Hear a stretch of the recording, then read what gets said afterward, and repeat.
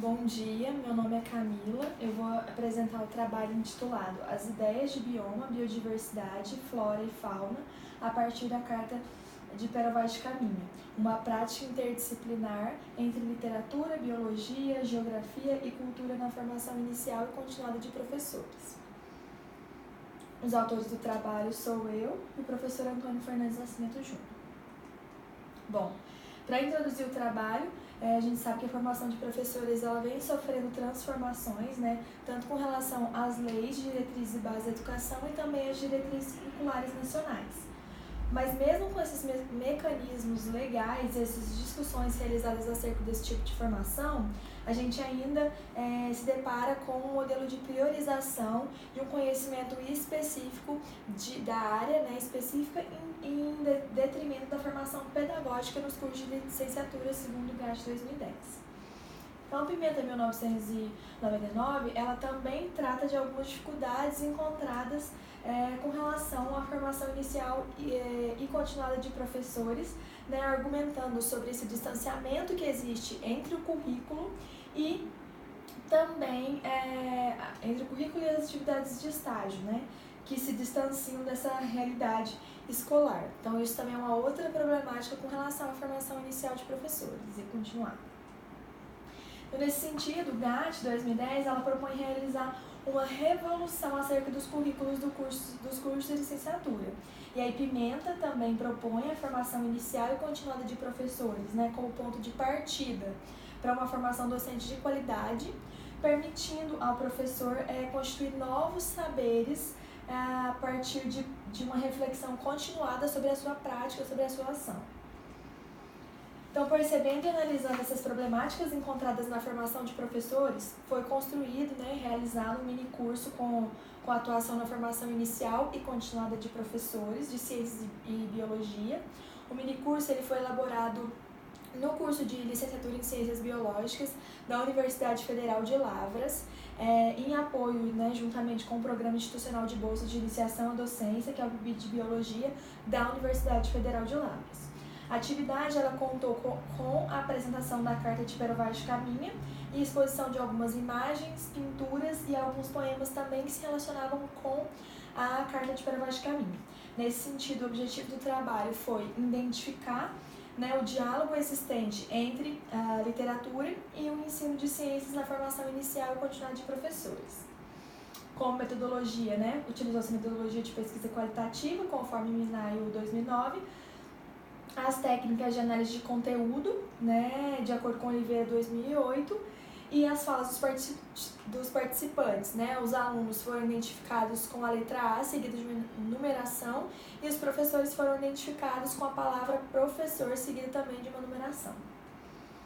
Procedimento metodológico foi utilizada a categorização, e nesse processo de categorização das falas, cada categoria ela foi representada por elementos do discurso dos participantes com o intuito de exemplificar e discutir cada temática que se relacionava com o objeto de estudo.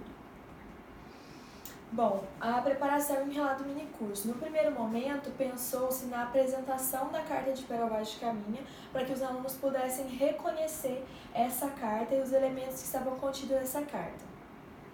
Em um segundo momento, foi realizada a exposição de materiais para que os alunos reconhecessem esses elementos mais profundamente, os elementos que estavam contidos na Carta de Pero Vaz de Caminha. Bom, e aí para esse segundo momento de problematização, o que foi utilizado? Alguns questionamentos, então questões que nortearam o desenvolvimento da atividade nessa segunda etapa. Então, quais os motivos para desbravar os oceanos? Então, para esse momento, foi utilizado como recurso o Mapa Mundi, o poema Mar Português, de Fernando Pessoa. Quais instrumentos utilizados no processo de navegação? Aí foi utilizado as imagens da caravela, do quadrante, do astrolábio, da bússola. E o que os portugueses buscavam? Por onde eles passavam? Foi utilizado o Mapa Mundi, né, para poder demonstrar mesmo a trajetória dos portugueses pelo mar. Como eles chegaram, né, até em terras brasileiras? Foi utilizada a pintura Desembarque de Cabral, em Porto Seguro, de Oscar Pereira da Silva, e a pintura Primeira Missa do Brasil, de Vitor Meirelles. O que eles encontraram quando chegaram em terras brasileiras? Foi utilizar imagens e artefatos indígenas, arco, flecha, cestos, as pinturas Índio e Carta de Para Baixo de Caminha, né, do Glauco Rodrigues, e Moema, de Vitor Meirelles, e poemas de Juca Pirama e Canção de Exílio do Gonçalves Dias. Como relataram esses processos, foi utilizado o próprio documento, né, a Carta de Para Baixo de Caminha. Bom, e aí depois desse processo, né, de desenvolvimento de todo o minicurso, a gente analisou o relato dos professores e alunos que falaram sobre o diálogo existente entre a literatura e o ensino de ciências. E aí a gente partiu para esse processo de construção de categorias, elencando essas 3 categorias que eu apresentei aqui no quadro. Então, inicialmente, são a categoria conteúdos biológicos, que vai retratar a possibilidade de se trabalhar com temas relacionados a bioma, biodiversidade, fauna e flora, a partir da carta. As questões das práticas pedagógicas, né, que os alunos retratam a possibilidade de trabalhar com os temas transversais e também com uma prática de forma interdisciplinar. E as questões culturais, que os estudantes e professores eles trazem a presença da cultura indígena, que pode ser também discutida por meio da carta.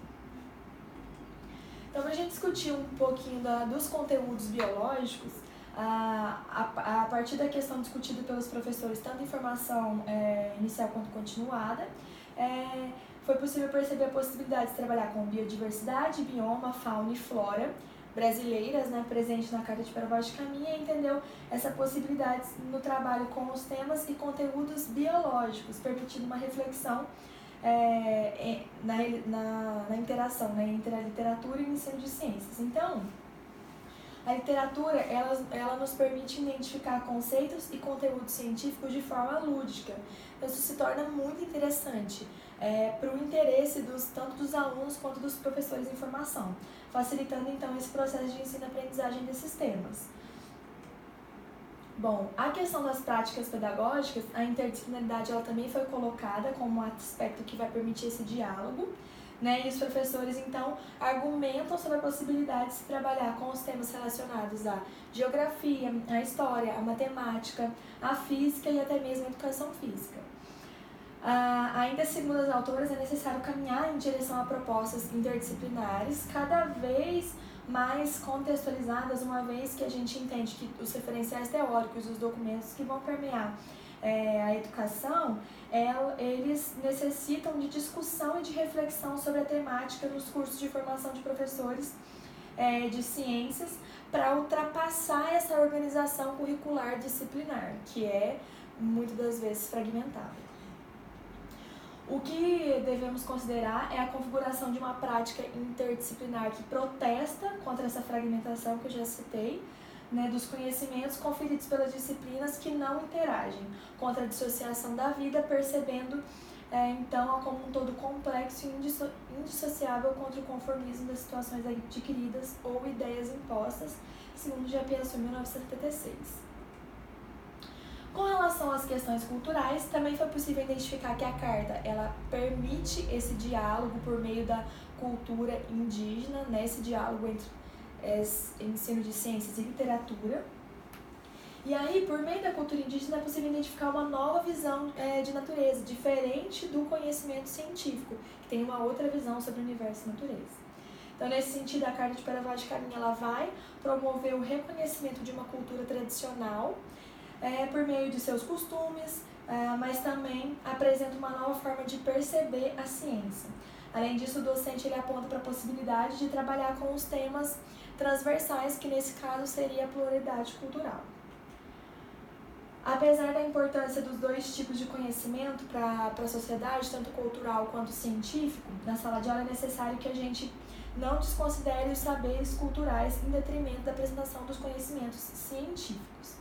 E o ensino de ciências, então, ele deve se desenvolver por meio de uma crítica das construções humanas, sem desprezar essa diversidade de saberes que a gente tem com relação a visões de mundo, concepções de mundos diferentes. Desta forma, é de total relevância que uma formação inicial e continuada de professores tenha contato com as sistemáticas relacionadas à cultura indígena, além dos conhecimentos científicos específicos da área.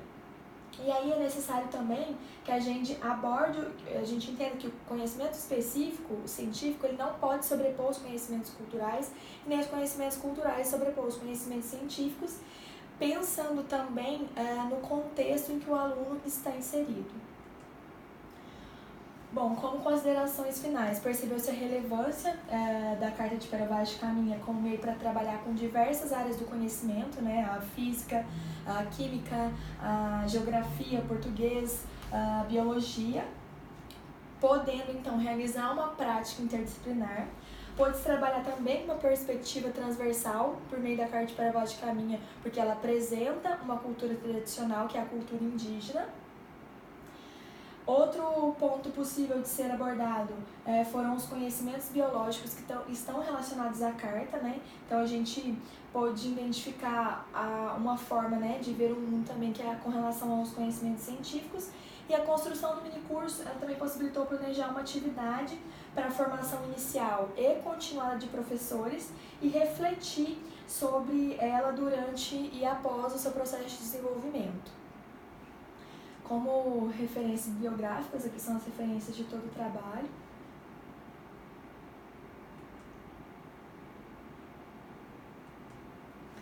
E obrigada.